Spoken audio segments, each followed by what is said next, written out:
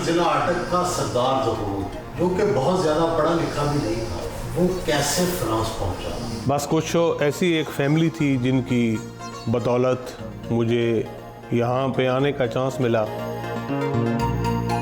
Turnover जो है आपका ओवरऑल वो कितना है? अगर फ्रांस की बात करें तो हमारा 15 मिलियन है, और इसी तरह हमारा 14-15 मिलियन जो है वो इटली का है, और 10 मिलियन जो है वो हमारा है पाउंड में यूके का। 45-50 मिलियन जो है वो हमारी टर्नओवर है इन यूरो।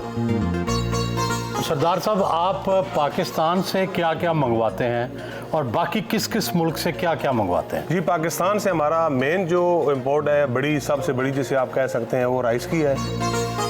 यहाँ बीवी की लड़ाई तो होती होगी, किन बातों पर होती है? मुझे बताए बगैर सारे प्रोग्राम बना लेते हैं, एंड पे जाकर मुझे बताते हैं चलो जी।